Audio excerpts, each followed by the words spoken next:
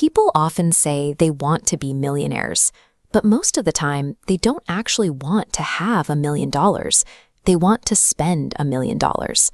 This creates a direct conflict.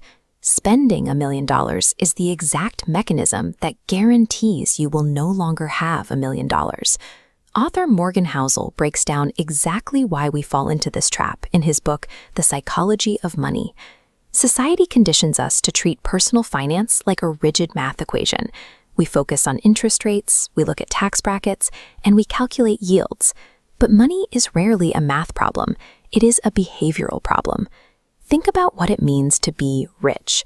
When you see shiny sports cars or massive houses, you are looking at high visible spending. That spending is designed specifically to show total strangers that you have money. Being wealthy is entirely different. Wealth is hidden. It is the unspent money, the untouched investment portfolios, working quietly in the background to buy your future freedom. Today, we are going to extract the specific psychological shifts you need to make to stop chasing the illusion of being rich and start building actual wealth. True financial success does not rely on your raw intelligence or your annual salary. It relies entirely on your ability to master your own ego. Let's look at how the American trap of visible status works. Imagine seeing someone pull up in this brand new truck.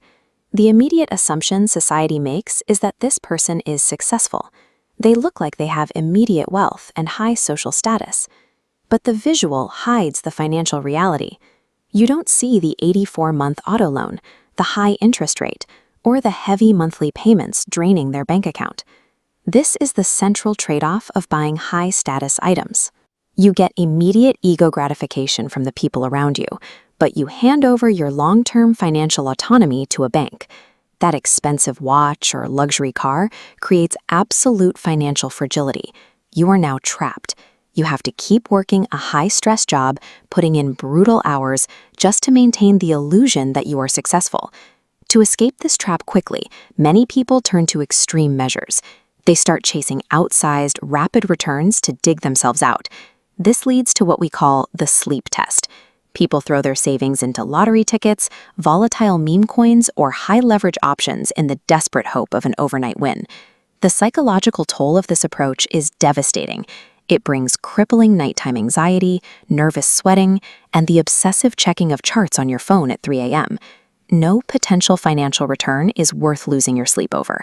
If an asset ruins your daily peace, the ultimate return on that investment is negative. Compare the relentless anxiety of trying to look rich with the highest possible dividend money can pay you: time. There is a cruel paradox in the modern workplace. Doing a job you genuinely love, but on a rigid, forced schedule you can't control, feels exactly like doing a job you hate. The ultimate financial objective shifts away from upgrading your lifestyle. Your new goal is to use your accumulated wealth to buy back your calendar. To get there, you have to be willing to step away. You have to trade high-stress, high-prestige corporate roles for a position that offers true autonomy. The outcome is total control over your daily schedule. You choose your projects, you choose your hours, and you choose who you spend your waking life with. This requires a specific sacrifice. Choosing the freedom of a flexible schedule often means walking away from the guaranteed trajectory and prestige that powers the traditional corporate climb. The greatest intrinsic value of $1 is its ability to give you agency over your own life. Uncommitted time is the ultimate luxury asset. This equation shows the traditional formula taught in basic financial literacy. Savings equals income minus expenses. That formula fails because it assumes your expenses are fixed, mathematical realities. In truth, your expenses are highly flexible emotional choices. Morgan Housel rewrites this entirely. He argues that your expenses are driven by your ego. To build wealth, you must systematically lower your desire to impress strangers. You strip out the luxury upgrades and the status symbols. When you do that, your savings rate automatically skyrockets.